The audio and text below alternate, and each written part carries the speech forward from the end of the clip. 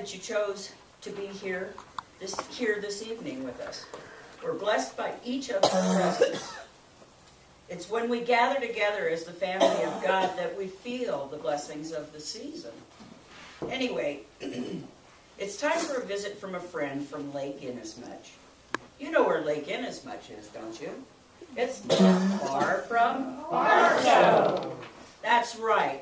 Well, here to celebrate this Christmas Eve with us is none other than Bartholomew Bear. Howdy, and a Merry Christmas to y'all. But you are a fine-looking group, and I'm just as pleased as a fir tree with a star on top to be right here with you tonight. Wow, Bart, that's pretty pleased, isn't it? I could not be more pleased if I were a tinsel garland on the highest bough. Bart, you are so, so I don't know. What is it called?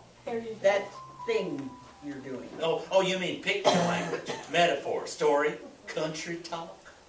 I have a feeling you're here to talk about picture language, aren't you, Bart? You could not be more right if you were on the other side of the left. Okay. I'm just pleased as punch to play along with you. You were just as pretty as a picture when you talk sweet like that. Are we done yet? I do believe we may be done. It may be time to move on with the festivities.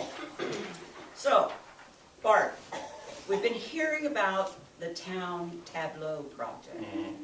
How did it finally turn out? Did you go with the Matthew story or the Luke?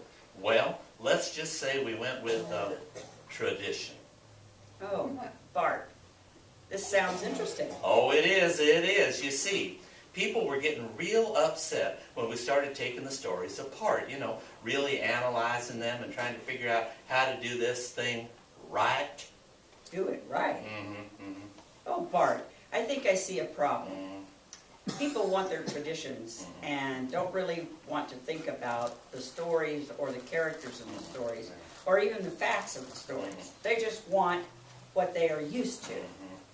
It's like wanting comfort food.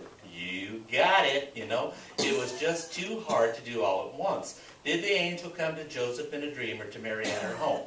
Did the wise men come the first night or 2 years later? That's a tough tableau.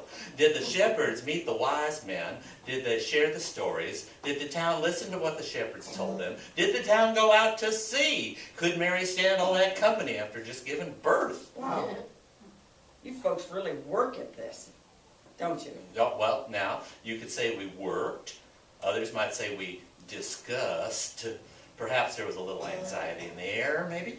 So, how did you solve the problem? Well, rather than make one big mishmash manger scene, which is what we like and expect, mind you, it's on all the Christmas cards, We printed out passages from the Bible and set them on big signs in front of each tableau and just went with what the Bible said.